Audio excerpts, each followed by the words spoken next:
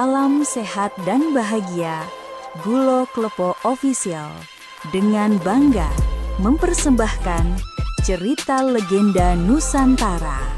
Kisah bawang merah dan bawang putih. Pernahkah kalian mendengar sebuah kisah yang mengajarkan bahwa kebaikan hati selalu berbuah manis, meski harus melewati pahitnya derita? Inilah kisah yang begitu melegenda tentang dua gadis bersaudara tiri, bawang merah dan bawang putih. Satu berhati tulus, satu dipenuhi iri dan dengki. Namun, siapa yang akhirnya akan mendapatkan kebahagiaan sejati? Ikuti kisah ini sampai akhir, karena setiap detiknya akan membawa kita larut dalam emosi, antara tangis, haru, sekaligus kebijaksanaan hidup. Assalamualaikum warahmatullahi wabarakatuh. Salam sejahtera untuk kita semua. Halo sahabat semua, semoga kalian selalu sehat, dimurahkan rezekinya, dan dikuatkan dalam menjalani hari-hari yang penuh ujian. Jangan lupa untuk mendukung channel ini dengan menekan tombol subscribe, like, dan share, agar cerita-cerita rakyat penuh hikmah seperti ini bisa terus menemani waktu kalian. Kisah ini adalah cerita rakyat yang berasal dari Nusantara, begitu terkenal di berbagai daerah Indonesia, dengan versi berbeda di setiap wilayah. Namun benang merahnya selalu sama, kejujuran, kesabaran, dan ketulusan akan selalu membuahkan kebahagiaan, sedangkan keserakahan dan keangkuhan hanya akan membawa penyesalan. Di sebuah desa subur yang dikelilingi sawah menghijau dan aliran sungai jernih, hiduplah seorang gadis cantik nan berhati lembut bernama Bawang Putih. Ia adalah putri tunggal dari seorang pedagang kaya raya yang sangat menyayanginya. Hidup Bawang Putih begitu bahagia, penuh kasih sayang dari ayah dan ibunya. Namun kebahagiaan itu tidak berlangsung lama. Sang ibu jatuh sakit parah, dan meskipun segala usaha pengobatan telah dilakukan, ajal akhirnya menjemput. Sejak saat itu, rumah yang tadinya dipenuhi tawa berubah menjadi sepi dan penuh duka. Kesedihan itu membuat sang ayah semakin melimpahkan kasih sayangnya kepada Bawang Putih. Namun, waktu terus berjalan, dan sang ayah akhirnya merasa Bawang Putih membutuhkan sosok ibu. Tak lama kemudian, ia menikah lagi dengan seorang janda yang memiliki seorang anak perempuan bernama Bawang Merah. Pada awalnya, pernikahan itu membawa harapan baru. Bawang Putih bisa memiliki seorang saudara dan seorang ibu yang bisa merawatnya. Namun, siapa sangka keputusan itu justru menjadi awal dari penderitaan panjang. Hari-hari pertama terasa baik-baik saja. Bawang Merah tampak ramah, dan sang ibu tiri berperilaku manis di depan ayah Bawang Putih. Namun begitu sang ayah pergi berdagang, sifat asli mereka mulai muncul. Bawang Putih diperlakukan sebagai pembantu, disuruh memasak, mencuci, menyapu, hingga ke ladang mengambil sayur. Sementara Bawang Merah dimanja, tidak perlu mengerjakan pekerjaan rumah sedikit pun. Bawang Putih hanya bisa menahan diri. Ia tidak pernah membantah, meski hatinya sering menangis. Malam hari ketika semua terlelap, ia sering menengadah ke langit, berdoa kepada Tuhan agar diberi kekuatan dan kesabaran. Ibu, ayah, semoga kalian selalu melindungiku dari surga, bisiknya lirih sambil menatap bintang-bintang. Namun, jauh di lubuk hatinya, ia merindukan kasih sayang yang semakin memudar. Hari demi hari, sikap ibu tiri dan Bawang Merah semakin kejam. Mereka bukan hanya menyuruh Bawang Putih bekerja, tetapi juga sering memarahinya tanpa alasan.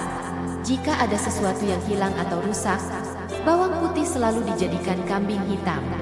Bahkan makanan yang dimasak olehnya sering diejek dan dibuang. Namun meski hatinya terluka, Bawang Putih tetap bersabar. Ia percaya suatu hari nanti kebenaran akan berpihak padanya. Hari-hari terus berjalan, dan kehidupan Bawang Putih kian berat. Sang ayah jatuh sakit dan meninggal setelah pulang dari berdagang di berbagai kota.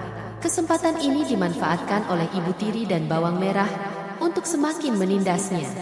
Jika pagi datang, Bawang Putih sudah dibangunkan sebelum fajar untuk menimba air, menyiapkan sarapan, dan mencuci pakaian yang menumpuk. Tubuhnya yang mungil seringkali kelelahan, tetapi ia tetap menjalani semuanya dengan tabah. Berbeda dengan Bawang Putih, Bawang Merah justru semakin manja. Setiap kali bangun tidur, semua kebutuhan sudah tersedia. Rambutnya disisir oleh ibunya, pakaiannya dipilihkan, bahkan makanan tersaji di hadapannya. Ibu tirinya selalu memuji bawang merah sambil membandingkan dengan bawang putih. Lihatlah kakakmu itu, selalu cantik, sementara kau selalu lusuh seperti pembantu, ucap sang ibu dengan nada menghina. Kata-kata itu menusuk hati bawang putih. Namun ia hanya bisa menunduk dan menahan air mata. Suatu hari, ibu tiri menyuruh bawang putih mencuci banyak pakaian di sungai. Pastikan semuanya bersih tanpa noda, atau kau tidak akan makan malam ini, bentaknya dengan kasar. Bawang putih mengangguk patuh, lalu memikul baju-baju kotor itu ke sungai. Sesampainya di sana, ia berjongkok di tepi air yang jernih, mencuci dengan penuh hati-hati. Sambil mengucek kain, ia sesekali menatap bayangan wajahnya di permukaan air. Ibu, ayah, aku rindu kalian. Kapan penderitaanku akan berakhir? Bisiknya lirih. Saat sedang mencuci, tiba-tiba salah satu pakaian ibu tirinya hanyut terbawa arus sungai. Bawang putih panik, karena ia tahu akibatnya akan fatal bila pulang dengan pakaian yang hilang. Tanpa pikir panjang, ia berlari menyusuri aliran sungai untuk mencari kain itu. Langkahnya terantuk batu, kakinya terluka, namun ia tetap berusaha. Dalam hati, ia terus berdoa agar kain itu segera ditemukan. Akhirnya, kain itu tersangkut di ranting bambu dekat rumah seorang nenek tua yang sederhana. Dengan lega, bawang putih mengambil kain itu. Tetapi tiba-tiba terdengar suara lirih dari arah rumah nenek. "Nak, tolong aku." Suara itu membuatnya menoleh. Dilihatnya seorang nenek renta yang tampak kesulitan membawa kayu bakar. Tanpa pikir panjang, bawang putih menghampiri dan membantu nenek itu masuk ke rumahnya. Nenek itu memandang bawang putih dengan mata penuh syukur. "Terima kasih, Nak. Tidak banyak orang yang mau menolongku." Bawang putih tersenyum tulus. "Tidak apa-apa, Nek. Aku ikhlas membantu. Jika tidak keberatan, bolehkah aku beristirahat sebentar sebelum pulang?" Nenek itu mengangguk dan menyuruhnya duduk. Mereka pun berbincang sebentar, dan bawang putih merasa hatinya sedikit terhibur. Tanpa sadar, ia menemukan kasih sayang yang lama hilang, meski hanya sekejap. Sebelum bawang putih pulang, nenek itu berkata, "Kainmu sudah kutemukan dan kusucikan. Ambillah.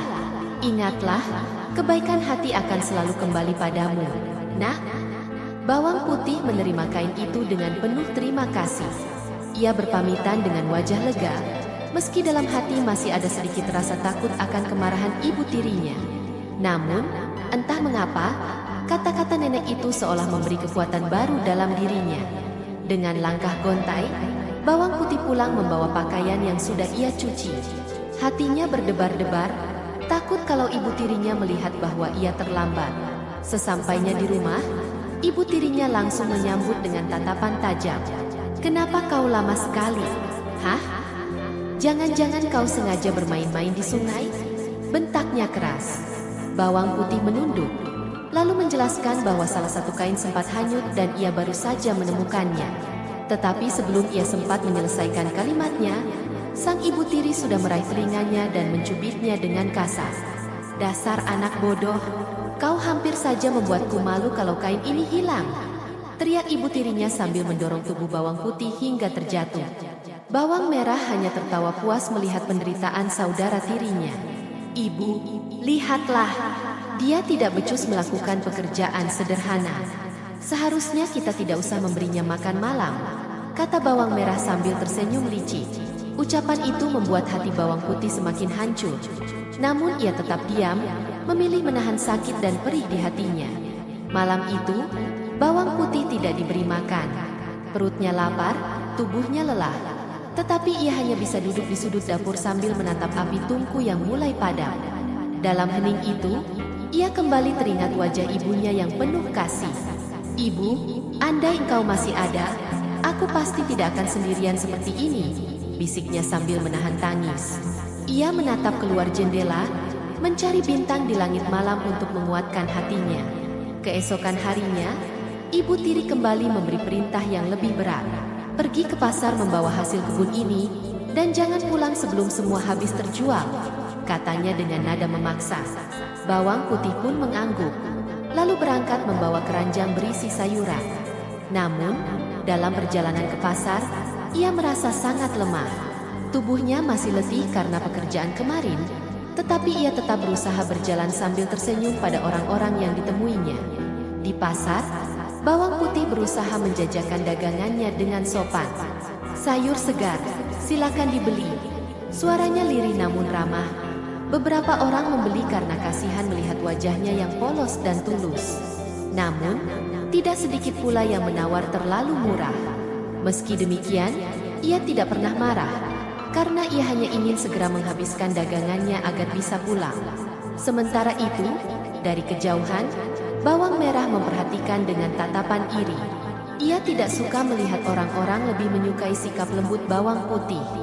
Saat pulang, langkah bawang putih terasa ringan karena semua dagangan habis terjual.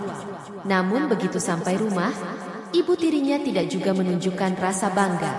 "Kau pasti menjualnya terlalu murah, makanya cepat habis. Dasar anak tolol," bentaknya. Bawang merah pun menambahkan, "Iya, Bu, dia memang tidak becus. Kalau aku yang jual, pasti untung besar." Sekali lagi, bawang putih hanya bisa menunduk. Ia tidak berani membela diri, karena ia tahu semua ucapannya tidak akan pernah didengar. Malam itu, bawang putih kembali tidur dengan hati penuh luka. Namun, ia mulai teringat perkataan nenek di tepi sungai, "Kebaikan hati akan selalu kembali padamu." Kata-kata itu terus terngiang, memberikan sedikit cahaya dalam kegelapan hidupnya. Ia bertekad untuk tetap sabar, yakin bahwa suatu hari nanti Tuhan akan menjawab doanya. Ia menutup mata, dan dalam mimpinya, ia seolah melihat ibunya tersenyum lembut sambil berkata, "Bersabarlah, anakku. Semua akan indah pada waktunya." Hari-hari terus berlalu. Penderitaan bawang putih tak kunjung berakhir. Namun di balik semua itu, ia tetap menjalani hidup dengan sabar. Suatu pagi, ibu tirinya kembali menyuruhnya mencuci pakaian di sungai. Bawang putih menunduk dan menurut, meski hatinya gentar karena ia teringat kejadian sebelumnya ketika kain hanyut terbawa arus. "Jangan sampai kali ini ada yang hilang," katanya pada dirinya sendiri, sambil membawa tumpukan pakaian kotor ke tepi sungai. Di tepi sungai, bawang putih mulai mencuci dengan hati-hati. Ia menyanyikan lagu lirih untuk menghibur dirinya. Suaranya lembut, seakan menyatu dengan gemericik air yang mengalir. Namun, lagi-lagi nasib buruk menimpanya. Salah satu kain milik ibu tirinya hanyut terbawa arus. Wajahnya pucat, tubuhnya gemetar. Ia berlari menyusuri aliran sungai, berharap menemukan kain itu sebelum terlambat. Arus sungai membawa bawang putih kembali ke tempat yang familiar. Rumah bambu sederhana milik nenek renta yang pernah ia tolong. Kali ini kain itu juga tersangkut di halaman rumah sang nenek. Bawang putih lega sekaligus ragu. Apakah nenek itu masih ada? Perlahan, ia melangkah masuk. Dari dalam, terdengar suara batuk pelan. Ia segera bergegas membantu.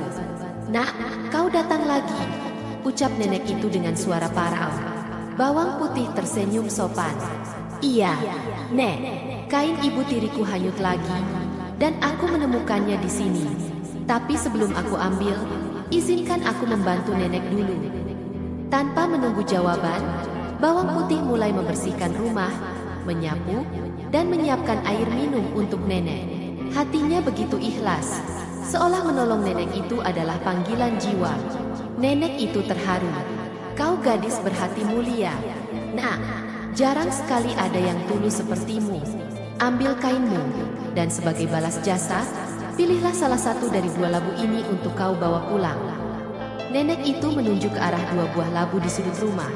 Satu besar dan berat, satu kecil namun ringan. Bawang putih menunduk hormat. "Aku tak pantas menerima hadiah sebesar ini, Nek. Tapi jika harus memilih, aku akan ambil yang kecil saja. Aku takut tidak kuat membawa yang besar." Dengan hati-hati, bawang putih membawa pulang labu kecil itu. Sepanjang jalan ia memikirkan bagaimana nanti reaksi ibu tirinya. Setibanya di rumah, ia segera disambut dengan bentakan. "Kenapa lama sekali? Dan apa itu yang kau bawa?" bentak ibu tirinya. Bawang putih menjelaskan dengan jujur bahwa ia mendapatkannya dari seorang nenek baik hati sebagai balas budi. Namun ibu tirinya hanya mencibir. "Dasar pemalas, siapa yang mau memberi hadiah padamu?" katanya sinis. Malam itu, mereka memutuskan membelah labu kecil itu untuk dimasak. Namun, begitu labu itu terbelah, semua tertegun. Dari dalam labu, bukan isi biasa yang mereka temukan, melainkan permata, emas, dan perhiasan berkilauan. Cahaya dari harta itu memenuhi ruangan, membuat ibu tiri dan bawang merah melongo tak percaya. Bawang putih pun kaget. Ia tidak pernah membayangkan akan mendapatkan keajaiban sebesar ini. Namun berbeda dengan bawang putih yang bersyukur, ibu tiri dan bawang merah langsung dirasuki keserakahan. Mata mereka berkilat, hati mereka dipenuhi niat buruk. "Kalau begitu, kita juga harus mendapatkan labu yang lebih besar dari nenek itu," bisik sang ibu kepada bawang merah. Bawang merah mengangguk penuh semangat. Rencana licik pun mereka susun untuk keesokan harinya. Keesokan paginya, ibu tiri menyusun rencana busuk. Ia menyuruh bawang merah pergi ke sungai dengan alasan mencuci pakaian, persis seperti yang dialami bawang putih. Namun kali ini, semua sudah dirancang. "Ingat, kalau kain hanyut, kau jangan panik. Biarkan saja terbawa sampai ke rumah nenek tua itu. Lalu minta labu yang besar. Jangan mau labu kecil seperti si bodoh itu," bisik sang ibu penuh ambisi. Bawang merah mengangguk, matanya berkilat penuh keserakahan. Bawang merah berjalan ke sungai dengan langkah angkuh. Tidak seperti bawang putih, ia tidak bersusah payah mencuci. Justru dengan sengaja ia melempar salah satu kain ke arus sungai. "Hilanglah kau, biar aku mendapat labu besar itu," katanya sambil tersenyum sinis. Ia lalu mengikuti aliran air, hingga akhirnya sampai ke rumah nenek tua yang sama. Nenek renta itu muncul, batuk-batuk sambil membawa kayu bakar. "Nak, tolong bantu aku dulu," pinta nenek dengan suara parau. Namun berbeda dengan bawang putih, bawang merah hanya mendengus. "Aku tidak punya waktu membantumu. Cepat kembalikan kainku, atau aku akan marah," katanya kasar. Nenek itu terdiam, matanya penuh kecewa, namun tetap menyerahkan kain tersebut. "Kalau kau mau, pilihlah satu labu ini sebagai hadiah," ucap nenek itu lirih sambil menunjuk dua buah labu di sudut rumah. Tanpa pikir panjang, bawang merah langsung meraih labu yang besar. "Tentu saja aku ambil yang besar. Bodoh sekali kalau aku memilih yang kecil seperti si bawang putih itu," katanya sambil tertawa keras. Ia lalu bergegas pulang, membayangkan harta melimpah yang akan segera dimilikinya. Sesampainya di rumah, bawang merah dan ibunya langsung memanggil bawang putih. "Cepat siapkan pisau. Kita akan membelah labu besar ini. Harta yang keluar akan lebih banyak daripada yang kau dapatkan kemarin," teriak ibu tiri dengan wajah penuh semangat. Bawang putih yang polos hanya menurut, meski hatinya diliputi rasa cemas entah mengapa. Dengan penuh antusias, mereka mulai membelah labu besar itu. Namun, bukannya permata atau emas yang keluar, tiba-tiba dari dalamnya melompat ular-ular berbisa, kalajengking, dan binatang berbisa lainnya. Mereka menjerit ketakutan. Ibu tiri berusaha lari, tapi seekor ular besar melilit tubuhnya. Bawang merah pun berteriak histeris ketika kalajengking merayap ke kakinya. Semua harta yang mereka impikan berubah menjadi malapetaka. Bawang putih terperanjat. Ia segera menjauh sambil memeluk dirinya sendiri. "Ya Tuhan," bisiknya ketakutan. Sementara itu, ibu tiri dan bawang merah berusaha kabur keluar rumah. Namun ular-ular itu mengejar, membuat mereka semakin panik.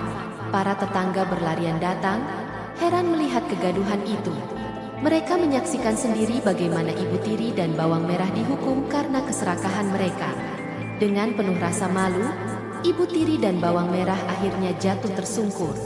Mereka menangis sejadi-jadinya, menyesali keserakahan mereka. "Kenapa semua ini menimpa kami?" jerit bawang merah. Namun semua sudah terlambat.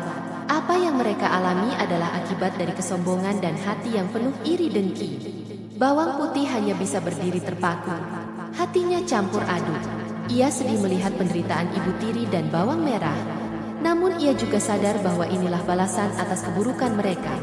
Dalam hati, ia berdoa agar suatu hari mereka menyadari kesalahan dan berubah menjadi lebih baik. Setelah kejadian mengerikan itu, desa kembali tenang. Binatang berbisa yang keluar dari labu perlahan menghilang, seakan ditelan bumi. Ibu Tiri dan Bawang Merah duduk lemas di tanah. Tubuh mereka penuh luka goresan, mata bengkak karena terlalu banyak menangis.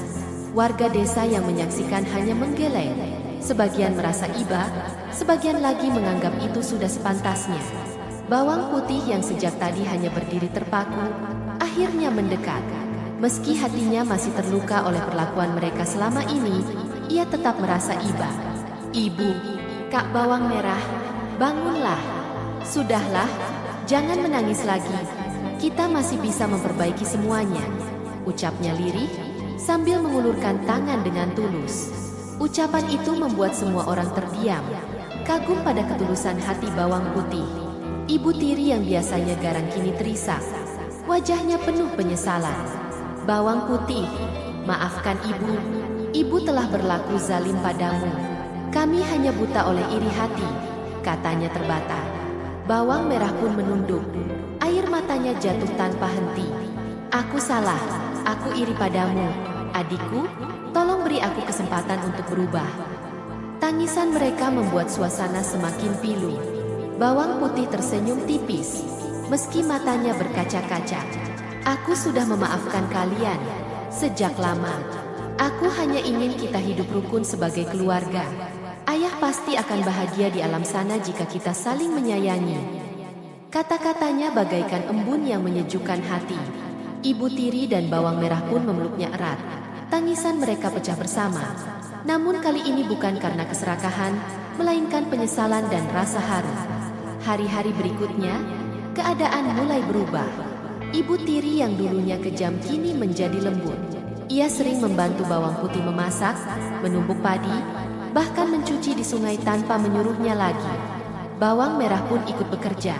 Meski awalnya canggung, namun ia berusaha keras. Warga desa terheran-heran melihat perubahan itu, tapi juga merasa bahagia karena akhirnya keluarga itu bisa hidup damai. Tidak hanya itu, keberkahan pun mulai datang. Sebagian harta dari labu kecil milik Bawang Putih masih tersisa, cukup untuk memenuhi kebutuhan mereka sehari-hari. Namun lebih dari itu, mereka belajar bahwa harta sejati bukanlah emas atau permata, melainkan hati yang jujur, sabar, dan saling mengasihi. Bawang Putih yang dulu selalu menderita, kini hidup dalam kebahagiaan bersama keluarga yang berubah. Waktu terus berlalu, Bawang Putih tumbuh menjadi gadis yang semakin cantik dan bijaksana. Kabar tentang ketulusannya menyebar ke seluruh desa. Banyak orang kagum pada kisah hidupnya yang penuh ujian, tapi tetap berakhir dengan kebaikan.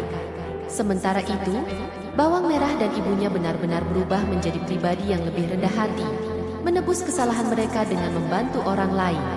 Demikianlah akhir kisah Bawang Merah dan Bawang Putih. Dari kisah ini kita belajar bahwa kesabaran, ketulusan, dan hati yang baik selalu berbuah indah. Sebaliknya, keserakahan dan iri hati hanya akan membawa kehancuran. Semoga kita bisa meneladani kebaikan hati Bawang Putih dan belajar dari penyesalan Bawang Merah serta ibunya. Terima kasih sudah menyimak kisah ini sampai akhir. Jangan lupa subscribe, like, dan share agar semakin banyak orang yang mendapatkan pelajaran berharga dari dongeng Nusantara ini. Semoga kita semua selalu diberi kesehatan, kebahagiaan, dan hati yang penuh kasih. Sampai jumpa di kisah legenda selanjutnya. Wassalamualaikum warahmatullahi wabarakatuh.